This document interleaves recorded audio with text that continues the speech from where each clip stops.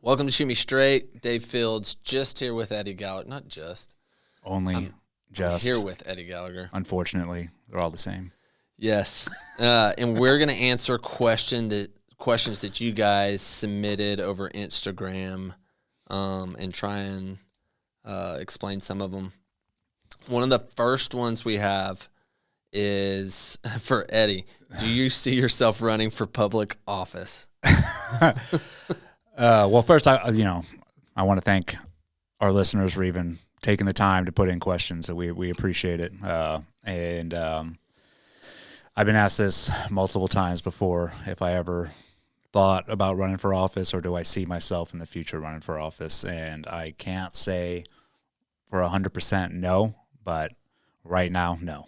Not in the season that I'm in with my family. You have just running for office is not a easy choice to make if you are going to go do that, and you are going into a den of vipers, which is what it is up there. And so I think, and if you are going to make that decision, you really have to sit down with your family and talk to each one of them and get them. Everybody has to be on board, because if you're going to enter yourself, you're entering your family into that pit of vipers. And you can see it all over media, social media, the way that they'll smear people, the way that they'll smear their families. So my family's been through that before, but I just think Andrea and I both agreed that if we ever thought about doing it, and we'd wait for our kids to be out of the house and sort of doing their own thing before we brought that onto them again. But no, not right now. It was funny. I was asked. I got a call like a month ago. I was wondering if you were going to mention it. I won't say from who, but yeah, some group in DC wanted me to run. They were ready to put a lot of money behind me, but they wanted me to run against Matt Gaetz. That was when they presented it to me, that was a conversation. And,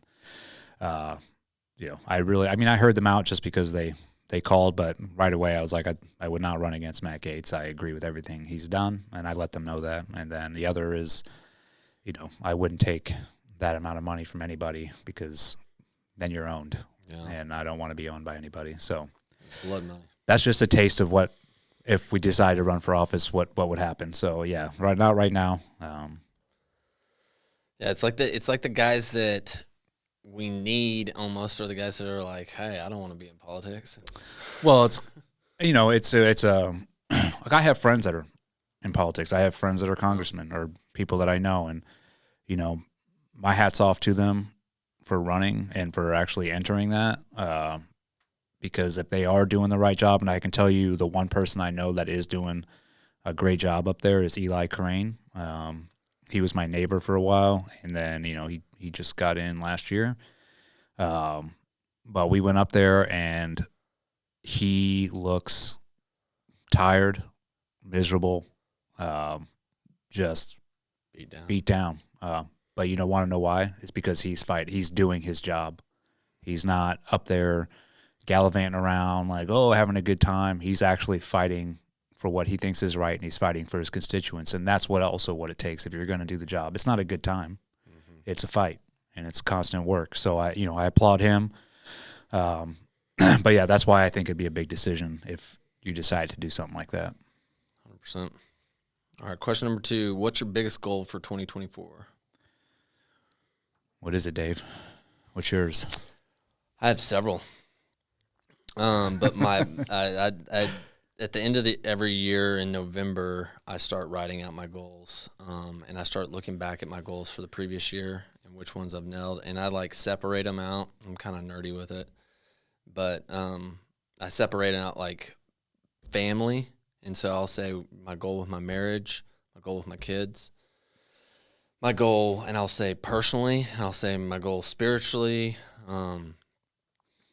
physically, I'll make goals with working out, and then I'll say for jiu-jitsu or activities, and then as it goes down the list further, but I start off with the top of being, hey, personal with God, I try and set my goals the way that we all know it's like, hey, if in order of importance, my relationship with God, then my wife. My wife comes before my kids, then my kids, right? Like, in fact, you almost can't separate that, though, because, like, your marriage it bleeds into your relationship with your kids. So, and then I go down, and then, like, usually the last one on the list is, like, jiu-jitsu or something like that. It's like, but I tend to, just by default, will elevate the things that are on the bottom to the top throughout the days. And I'll think of, like, oh, I need to get a blue belt, or, like, I need to, whatever goal working out. But my top one this year is daily, every single day this year, spending time with God and setting aside that time. And I know that there'll probably be a few days that I miss, or I'm just selfish and don't do it. But there is literally no reason that I shouldn't have 30 minutes or so that I start off the day like that. Like, it changes the complete year when I start off the day and I spend it before the Creator. Mm-hmm. So, what's yours? Well, definitely always a priority is getting closer to God. I'll continue to do that every morning and have my chats with Him, and continue to ask Him to make me a better human being, better father, better husband, better son, better brother, better friend. So that is always the priority. I would say for my other personal goals is my personal goal when I got out is to make sure when I got out of the military is to be closer to my family and to be there for them. And that will continue to be my main priority, especially as all my kids are getting older. So they're, starting to leave the nest. But making sure I'm here for the times, that I can spend with them on the weekends. Like my son's got, wrestling meets. Trevin is heading off to his next duty station, and I'm able to spend that time with him now and then drive him up there. And then with my daughter, she's 4 hours away, so I can have that time to drive up and visit her when I need to. That is a priority, and so that takes precedence over anything else when it comes to business, when it comes to, opportunities that come up. I will always deny opportunities. My family comes first. And sometimes that's, that hurts your pocket a little bit, and, you're not going to, maybe make some more money, but that doesn't matter to me, because the time you spend with your family and your kids are priceless. And you have no idea just how important that is. And so that is my other, I guess, underneath getting closer to God. That's my other priority. And, that also comes with being a better husband, being a good husband, supporting Andrea. We support each other. I mean, just being, I guess, continuing to be the ultimate teammate to my wife. That's up there. And then, I would like to continue to grow the Gallagher Holdings brand. I think that is the big thing for this year. We started it halfway through last year. It's still in the infancy stages, but I think we got some big plans coming for that, and just I would like to watch that grow and flourish. So, mention any of those plans? What's that? The hope of that book coming into. Well, I would. That is so. The book's been out for 4 years now, and I really haven't spent too much time. I wrote the book, and I'm like moving on, right? But it's the further I get away from the story, I guess the more it hits me of just how important it is. And I'm not trying to like sell it, but it's a story of like standing up for what is right and becoming victorious. And then also, a story of like family sticking together. There's like, you have every aspect in what happened to us. I mean, and so I think it would make one heck of a movie, or a TV series. So I definitely am just now coming around to, all right, I think it would be a good movie that would inspire people. Because I get told, random people that have read the book, they'll meet me and be like, dude, this story inspired me. Or like, which I never thought, because it was such a crazy time. It was a shit show. But I never like looked at it as, oh, this can inspire people, or give people some hope. But it has, I guess, because I've had numerous people tell me after they read the book and how much they enjoyed it and how much it inspired them or gave them hope. So I think it would be awesome to make into a movie, and that way, millions of people could see it. And it's not a, I think the book itself is looked at like, especially with how divided our country is right now. It's like, oh, well, that's a right wing, this and that. It's like, it's not. It's literally like an American story. So I think it would be good for everybody to see it. Yeah, it's pretty crazy. Like, even when people will ask me, they're like, oh, what's Eddie's story or whatever, I'm like, I don't, like, how much time do you have? Yeah, it's so, I mean, it's hard to sum it up real quick because it has so many aspects to it. It is everything. And that's the cool thing about it too. I was thinking of, you literally don't have to make anything up. Like Hollywood, if I was like, hey, you can make a movie out of this, they would not have to put too much imagination to make it. Like, there's action, drama, suspense, love, deception, corruption. Yeah, all of it. And then victory, right? And then in the middle of it is God. Yeah. Right? So I think that right there is, the basis for one hell of a movie. Yeah. Yeah, you hear that, Mark Wahlberg? Come on. Play Eddie. Would you recommend going into, this is for you, would you recommend going into the military in today's world? Yes. Yeah. I mean, obviously, I just had my oldest son. He just finished Marine Corps boot camp, and that is a question I get asked frequently: is how could you let your son join in today's military, or how could you let your son join with what happened to you? I'll answer the first. How could I let him join with what happened to me? All right. I am not going to cancel the military just because I had one bad experience. Yes, it was one hell of a bad experience. But the military itself and the reason why you join and what the military is there for is, I think, one of the most honorable jobs you can do. It's defending this nation, and we do live in the greatest country in the world. Do I think it's being run properly now? No. Do I think we have weak leadership? Yes. But guess what? We've had weak leadership before. The tables will turn, but the one thing that needs to remain constant is having good men and women sign up for this country and to serve. That has nothing to do with our leadership and their agenda. I would say if your kids are joining, or if you are a young man or woman looking to join right now, just know that go into it with your eyes wide open.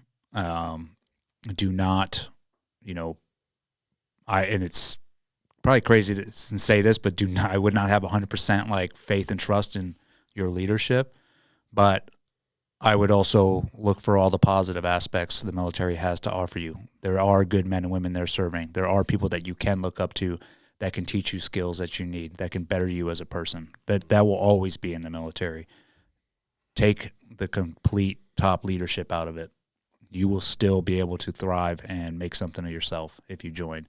And the country we are what we are as a country because we still have men and women willing to serve because they love this country. So no, I don't think there ever will be a time where I'm like, no, don't join our military and don't love our country and don't defend it. Yeah, I love that. Talk. 2 books that have a positive effect on your personality. First one's easy, the Bible. Mm-hmm. That is the one book that it saved my life. I think it saves millions and millions and millions of lives. That is one book I read every morning.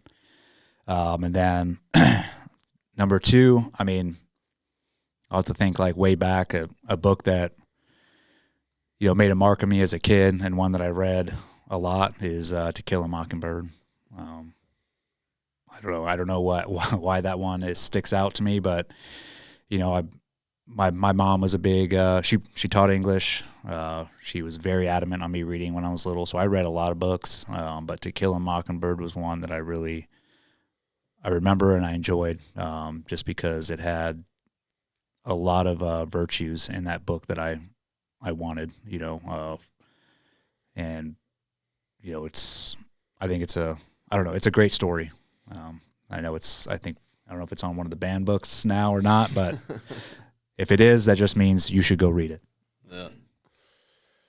I would say on that one, on mine, I would say you can't not put the Bible in there. There's no other book even close to it. I mean, there's no book that's alive in a sense. It is I don't even really consider it, quote, a book. I mean, it's in its own category. So, but the Bible is what has affected me more than any other person, anything else. I mean, it's literally the living Word of God. So, and then the second one, I would choose Smart Cuts. I think it's a business book. It is one that really just hit me as in the time when I was building my software company, and we were so broke, and we literally I would need 5 days for every one day of the amount of work I needed to do to bootstrap this thing. And it was a book that I would just take a mental break for a second to read. Mm-hmm.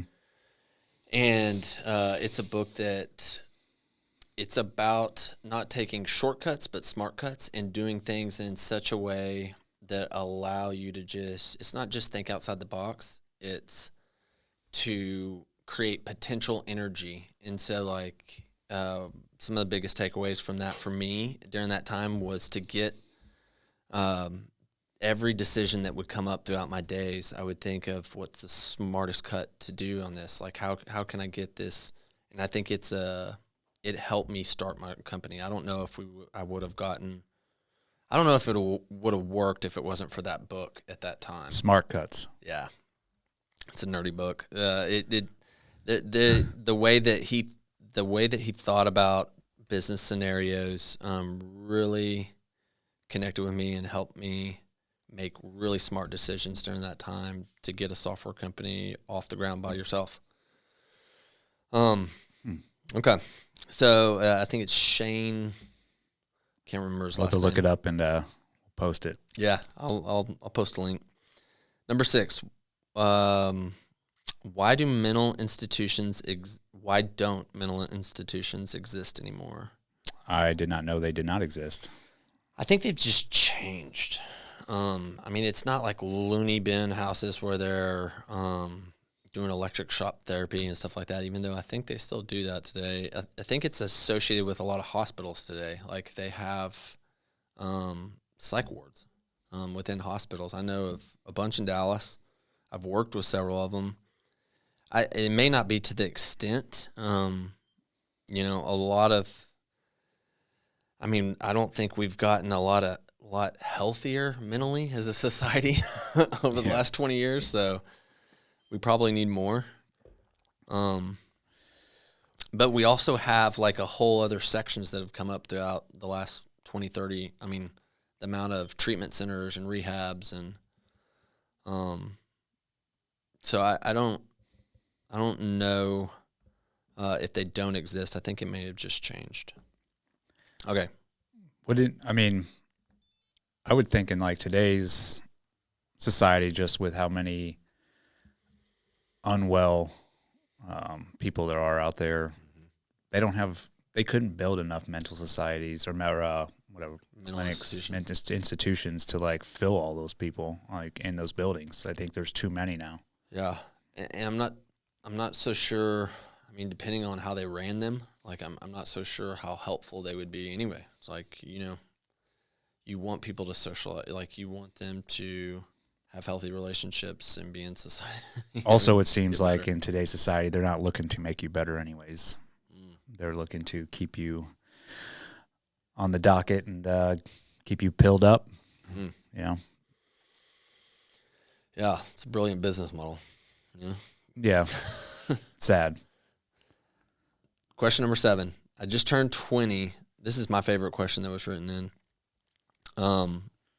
I just turned 20 and I'm feeling lost in life.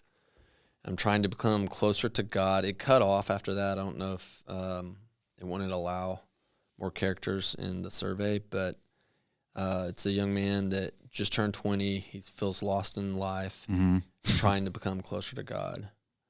What would you say to that?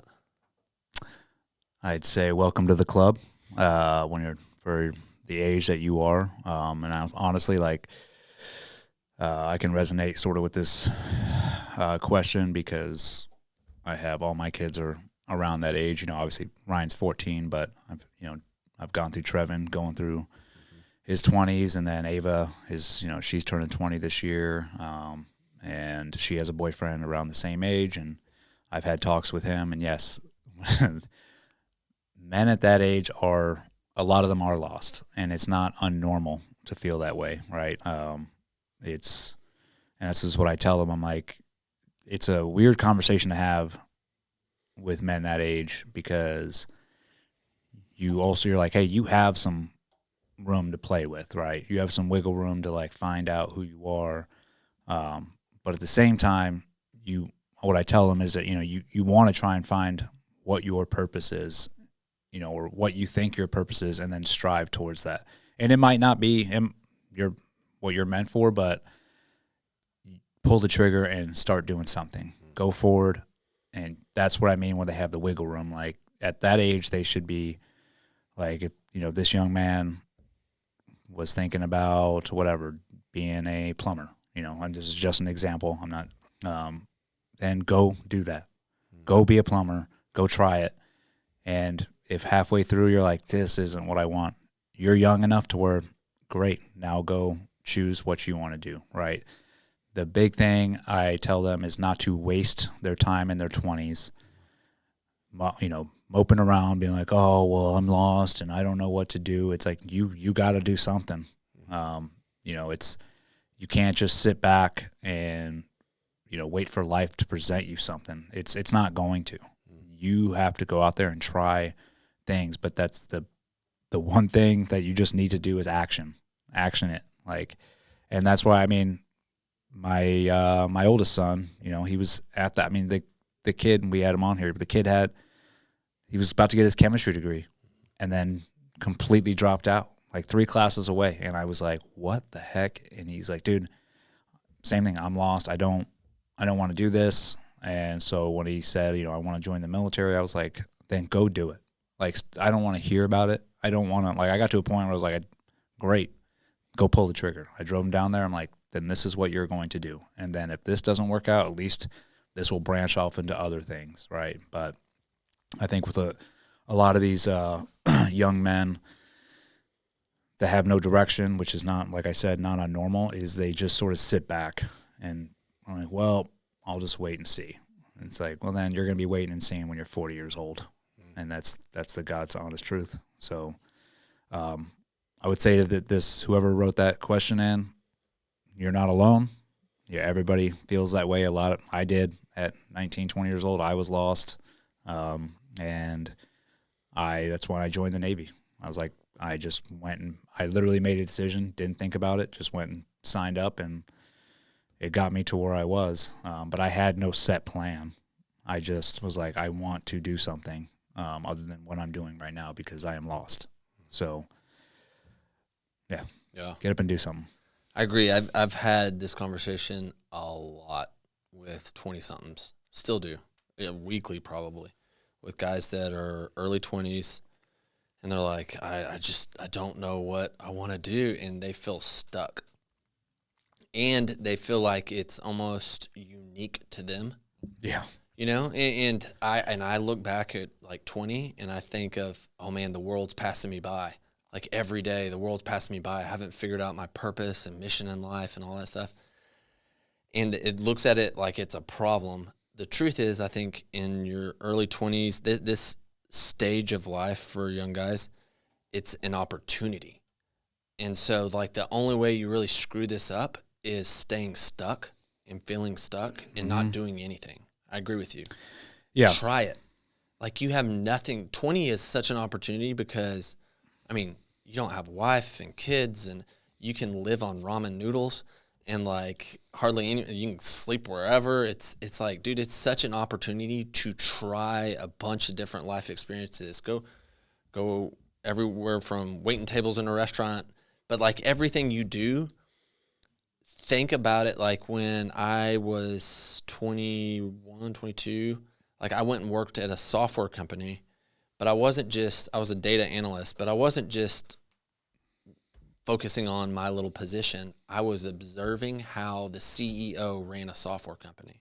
I was watching how he managed it.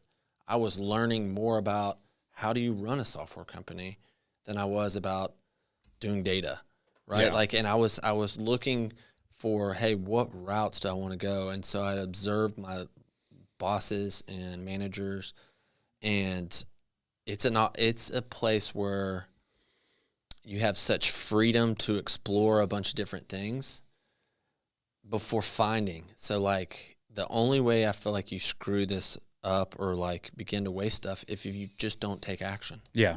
And I think I'll add one more thing onto this, because I have talked to a couple more,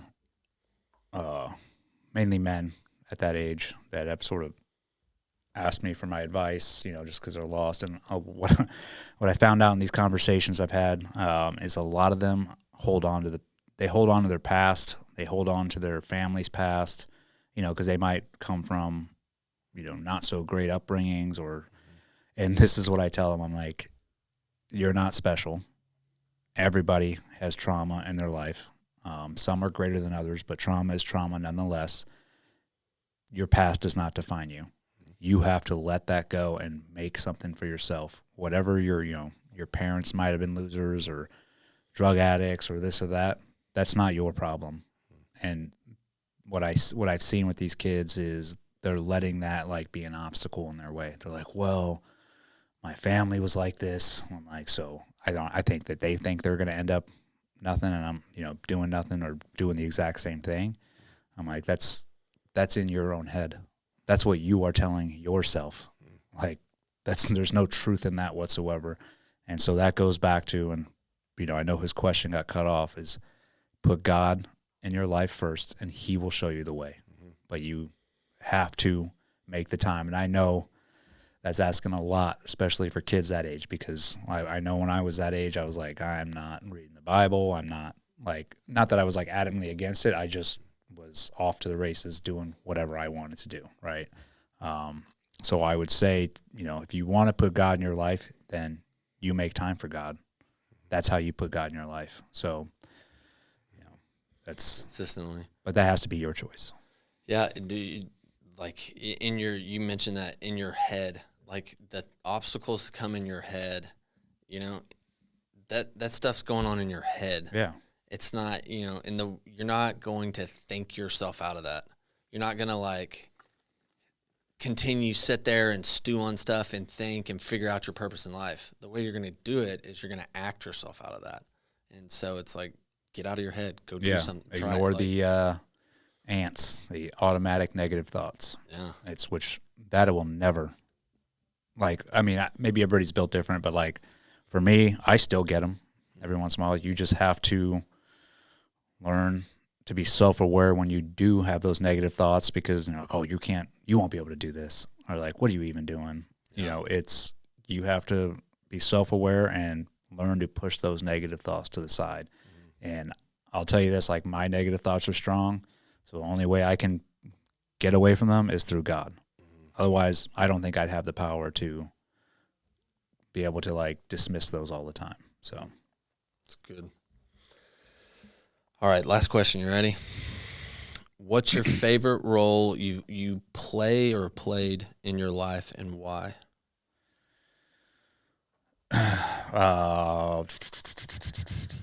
That's easy. Yeah.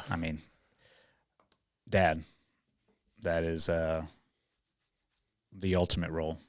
Even better than Master Chief. There is no better feeling in the world when like having your kid come to you, or like even just call for me in the house, like, Dad, like they want to, trying to get your attention or whatever. But that is a position that you have to earn, right? That's not, and I can say that through, because obviously Ava and Trevin are my stepkids, right? But I've had them since they were little.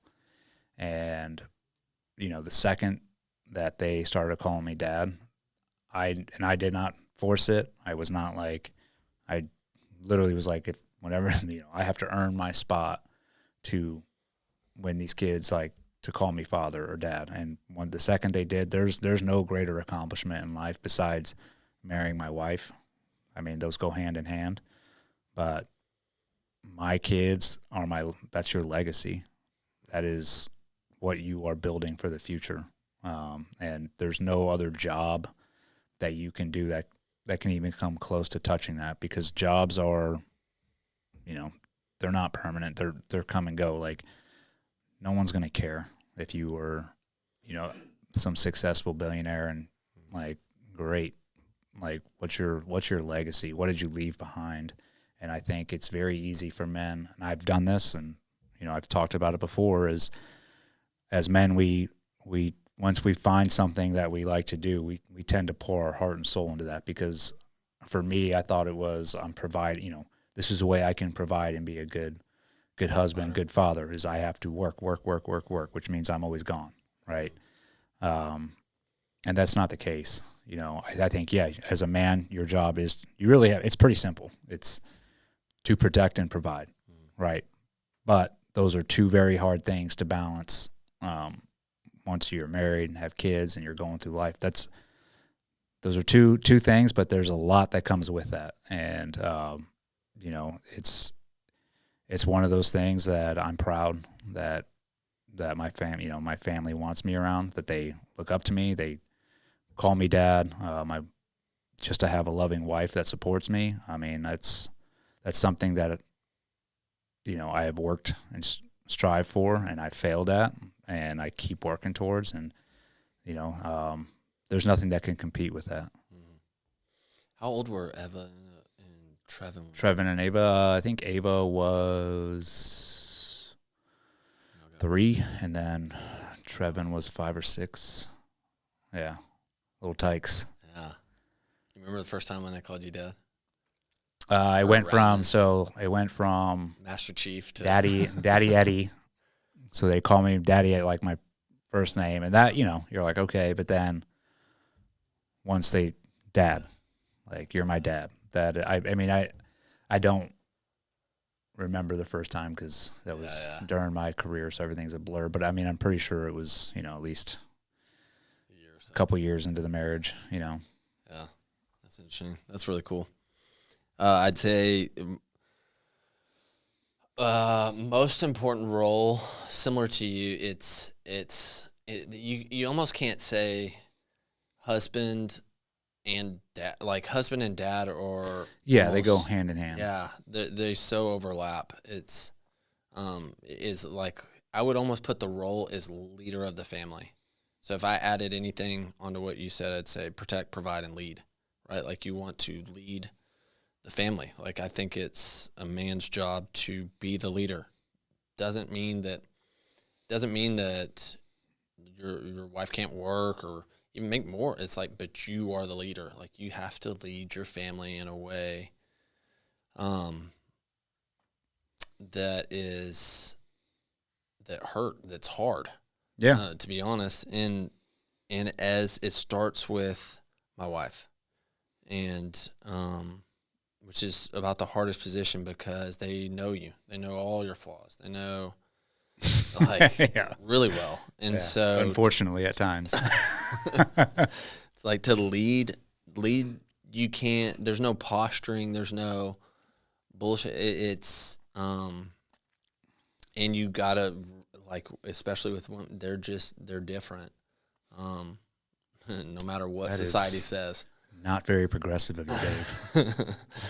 And so, like, learning her, knowing her, leading her, and in suit, that also leading your kids, right? Like, you can't be a good dad without being a good husband, I feel like, as well. Like, no, those go hand in hand. In fact, being a good husband is probably one of the best things you can do as a dad. True. Yeah. I mean, I guess, that's a difficult, not difficult, but it's like, they're the same. Like if you're going to be a good dad, and then you probably have to be a good husband as well, right? Because you should be leading by example. So they should see the way that you treat your wife or your significant other, and the way you love them and respect them and support them and prop them up. That does more than you pulling your kid to the side and being like, this is what you should do, right? They're watching every movement you make, and you can sit there and like, hey, this is A, B, and C. But then if they're seeing you doing something completely different, well, now you're sending mixed messages. So, I would say lead by example is huge. They know. Yeah, and know that you are going to mess up as a parent, and the more they as long it's okay to mess up, but have talks with your kids about it. Like, yeah, I apologize for things, right? That was very hard for me to do in the beginning of my marriage and near the middle of my marriage. Like, it was hard for me to, say I was sorry for yelling or doing something, losing my temper. I would just, because that's the environment I was brought up in. It was like, no, it's over. We're not talking about it, right? So I think as soon as I started talking to my kids and telling them, like, hey, I'm sorry, this is what I'm going through as your dad, and just being open, our relationship just became that much closer, because they were like, okay, you are a human being and you have problems just like me. But that's the thing, that is how you lead by example, though, is being vulnerable with your kids, so they know, like, when they mess up, it's not the end of the world. It's like, yes, this is why this happened, and we move on from it. Mm-hmm. We talk about it and move on. Yeah, as a husband, you set the culture, you set the tone, like, in your family, and like what you set determines like how your wife is, how your kids are, and it's not easy. It is not easy. No. But man, there's nothing more worth it than that. It's the best job in the world. I don't even like calling it a job. Yeah. It's a purpose, a calling, I guess. Yeah. But yeah, it's nothing can top that. Yeah. There's nothing more fulfilling. Nope. There's no pay raise or nailing some huge deal or monetary thing that can even compare to like fostering up this family. Yeah. And you'll see it, when your kids get older. Like now I'm at a point with my kids where they're inspiring me, right? I'm watching them bust their ass and, like Ryan in wrestling, or Trevin training, for the Marines, and Ava like busting her ass at school and like studying nonstop. And she's such a hustler. Like that inspires me to do better too. Like, and I think that is like one of the gifts as for parenting. Like if you get to that point where your kids are able to inspire you, to me, I'm like, okay, we've done a good job. Right.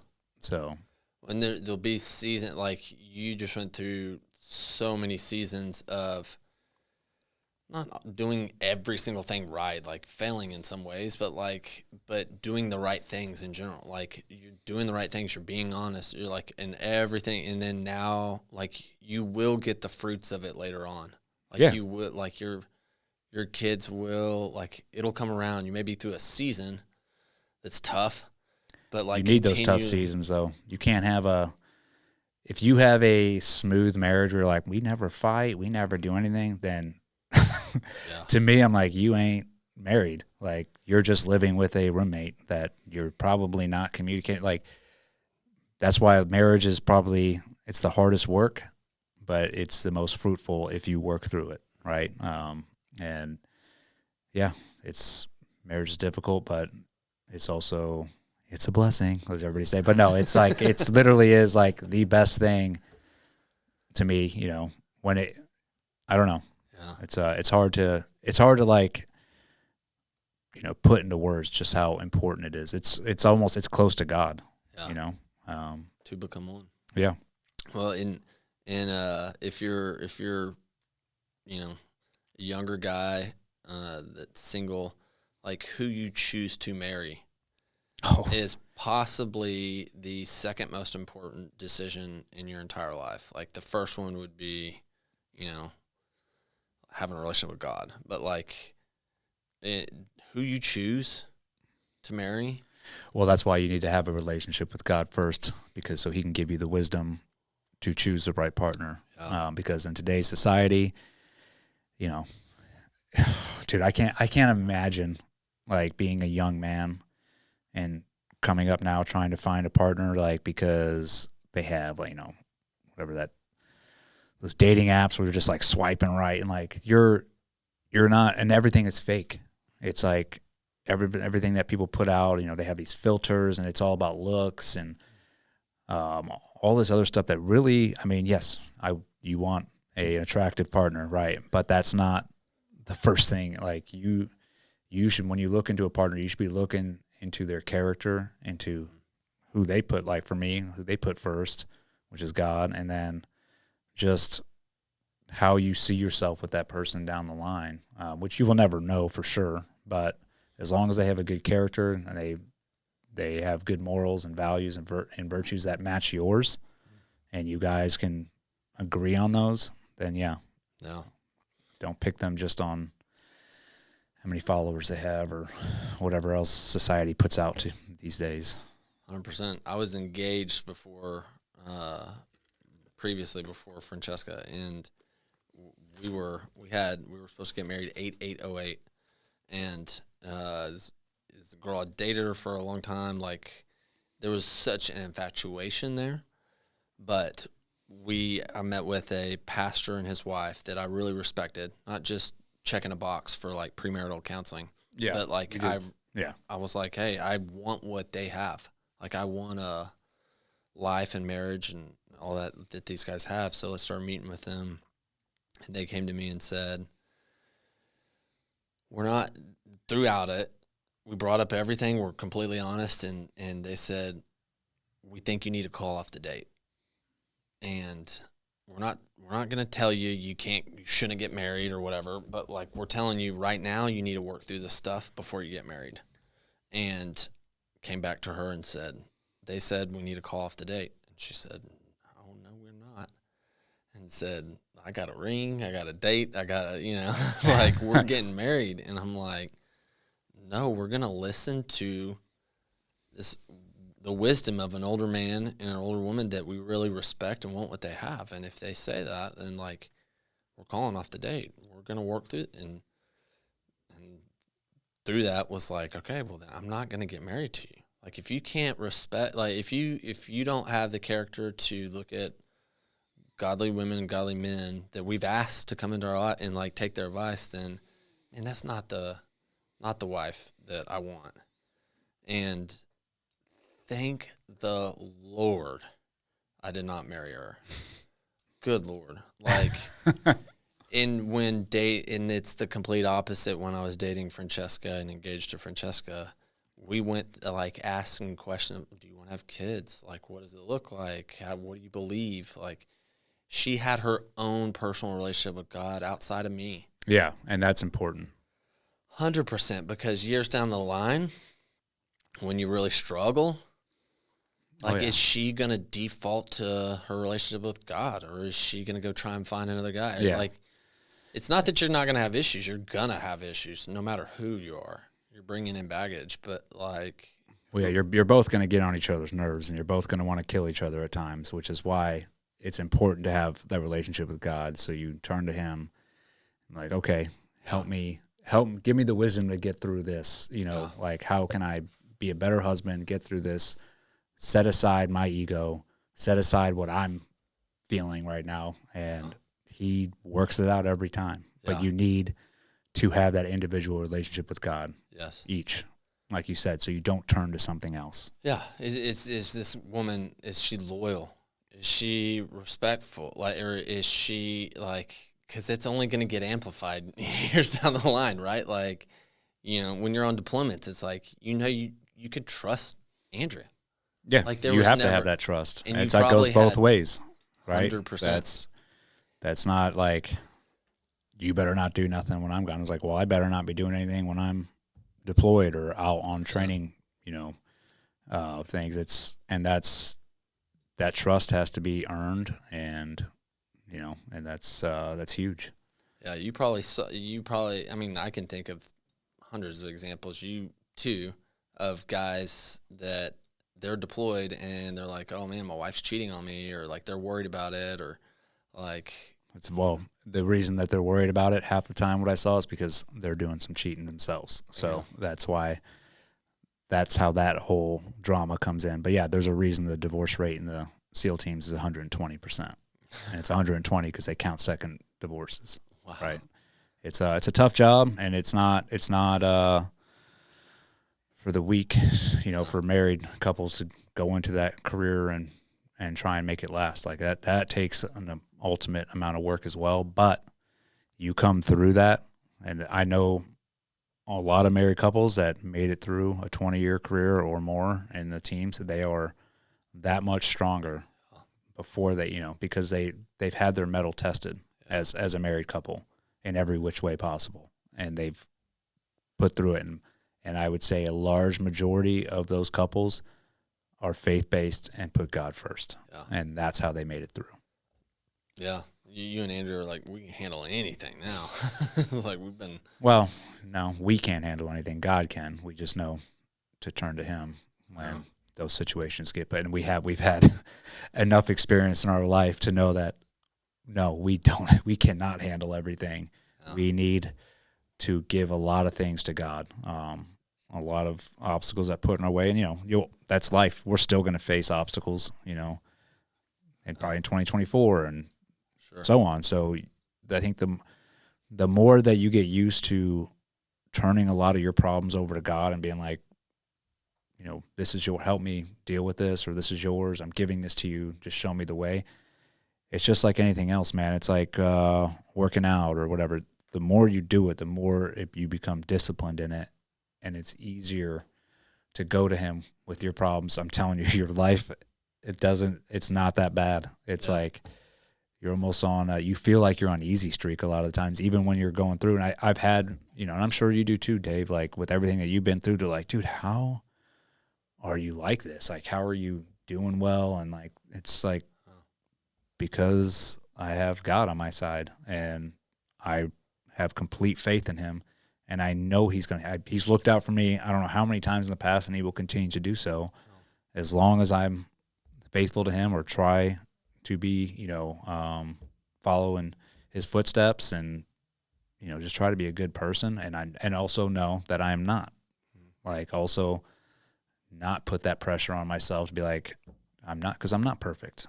And it's not Christianese speaking. This is like real life. Like, there's actually a God, and I think of the scripture, my burden is easy and my yoke is light with Jesus, of like, hey, take my yoke upon you, like the ox, right? And saddle up with Him, and He will take on that. Yeah. So almost the most important role is being a child first, in a sense, like being the recipient of God. And look at that, Dave. We completely came full circle on the roles there. I know. If you are a young dude and you're looking at going in the SEAL team, the real answer is just let Andrea vet your potential wife, and Andrea will vet her and be like, hey, is she going to be able, is this the right one? I do think having older, wiser couple that you look up to and you go, man, we want a marriage like theirs or whatever, have them mentor you. I think that's so helpful for young guys. Oh, it is. Yeah, you do. I mean, you do need the people that have been through it, and that's with anything in life. If you know somebody that's been through job field or a crazy experience or whatever that has made it through, yeah, man, take what they have to say. You don't have to, like, if they're saying stuff that you don't agree with, you're like, all right, whatever. But if they have some great advice, then take that on board. And use it where you can. The last thing that was said was about having a few. Oh, sorry. Last one is, why did you choose Florida? Florida, California. How could you choose Florida over California? I mean, I'll say this, dude, and I tell this to everybody in Florida too, because I think California, gets bagged on down here, but California is the most beautiful state in this country by far. It's got everything, and I loved living there just for the scenery. Obviously, I love being by the beach, but then you could also go to the mountains a couple hours away, go to the desert a couple hours away. But yeah, it's run by idiots, and they are destroying that beautiful place. I chose Florida. I've always had an affinity for Florida. My grandparents moved to Vero Beach when I was like in 6th or 7th grade from Jersey. So that would be like our family's getaway, was to come visit them in Florida. They lived right on the beach. I mean, I have like just awesome memories of coming down here growing up. And then when I joined, when I was, brand new, I was like, oh, if I stay in for 20, I'm going to retire in Florida. And I think back then I was like, I'll just open up a scuba shop and like take people out scuba diving. And like, obviously that didn't happen, but Not yet. I've always wanted to be in Florida. I don't know. Florida's one of those places where it's nostalgic, and just so happens to be one of the freer states in this country right now. So we chose wisely. And the place that we live in Florida here, it's a bubble, man. Special. It's magical. Yeah, it is special. So A lot of people don't even know, like, this area is... It's when people come down here and visit, they're like, this isn't Florida. Like, this doesn't look like Florida, because we're, right on the Alabama line. We have the beaches, but we have woods. There's all sorts of wildlife out here. It's the best of both worlds. The only thing that it's missing is mountains, but I'll go visit places that have mountains. Yeah. You get such interesting people here on 38. You got, like, few people were like, hey, I was born and raised here. It's like, no, they've already lived a bunch of different places, made it somewhere usually, and then came here. And then, so you have like, a lot of entrepreneurs. You have a lot of, it's pretty conservative, which is nice. But you have a lot that is just kind of over. Conservative values. Yeah.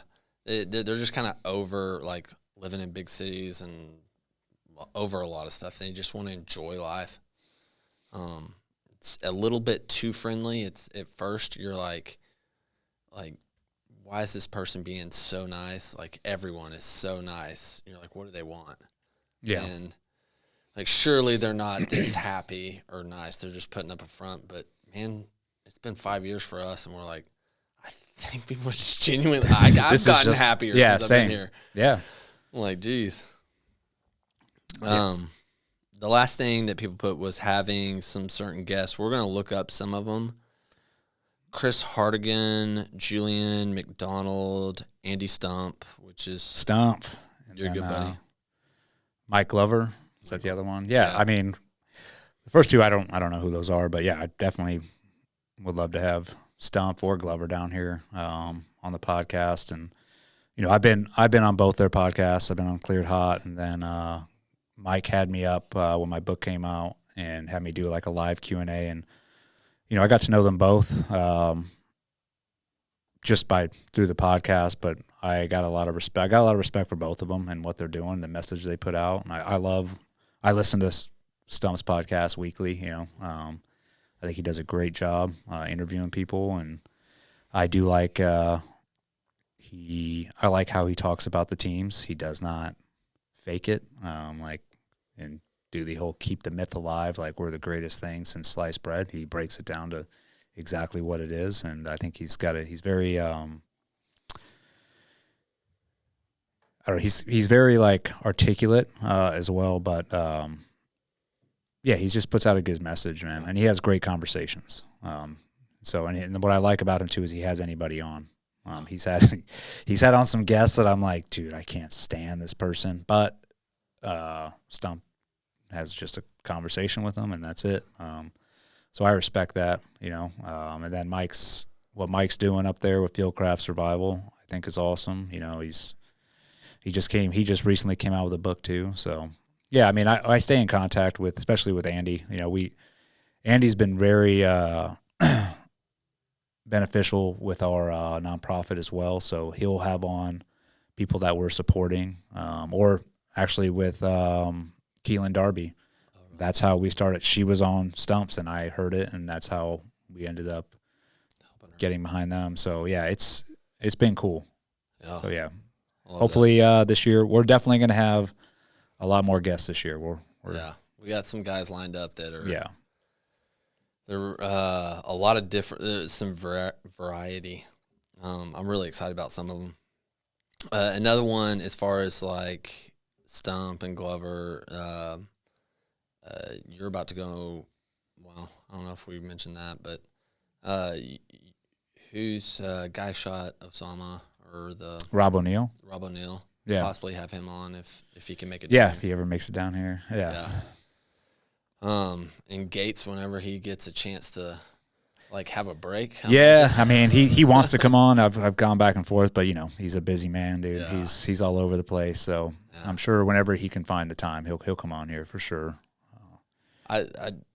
We'll have Bill Clinton on soon. Like we'll get him on. Yeah, that'd be great. Yep. Just discuss the Epstein list. That. Yeah. Totally. I want to find out exactly how that island is, and I mean that's the one person he'll know the ins and outs. He's been there enough times. Yeah, we can have him map it out for us.